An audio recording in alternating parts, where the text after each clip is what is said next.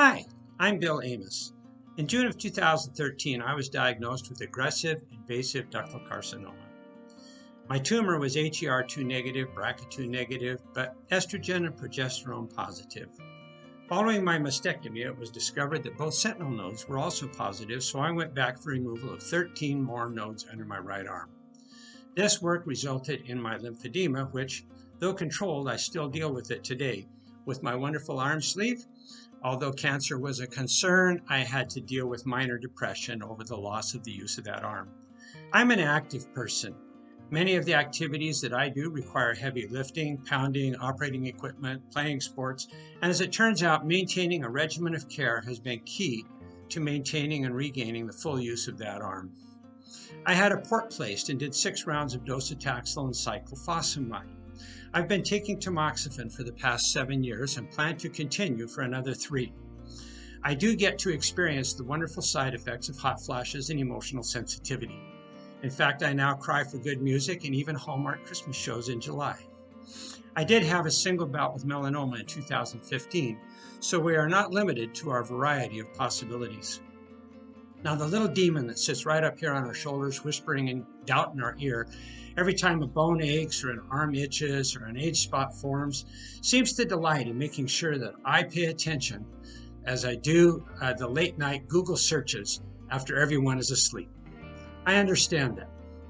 I do not choose to walk down cancer's path, but I intend to embrace my journey to the very last step. I discovered that cancer can be a very lonely disease.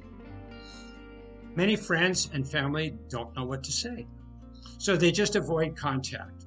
Reality is tough. I know that as avoidance was often my own reaction until I learned better from those that first contacted me. It was often strangers or distant acquaintances. This is especially true of the women that had dealt with breast cancer themselves. We would laugh and cry and pray together. We shared thoughts, feelings, emotions, and physical information that we at times could not share with our spouses, and certainly not with friends and family. Sometimes cancer's path is rather dark, rocky. It seems slippery, and it can be quite frightening. There are times the path seems about to end, when suddenly a hand reaches back from around the corner and assures us together as we walk through that storm. We hold our heads up high, and we're no longer afraid of the terrible dark.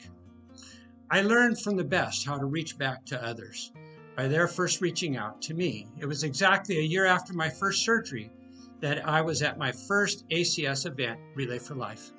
There I discovered that I was truly not alone. As I walked back the track in the dark with a former student of mine, I discovered a name on one of my bags was mine.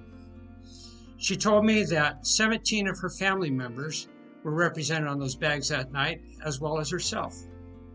Once again, the teacher was learning from the student.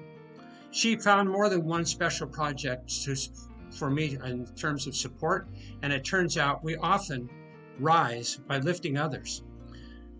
My purpose in supporting making strides against breast cancer is to be a portrait of hope for those that I meet. As we raise funds to fight this disease, it may seem hopeless and not enough.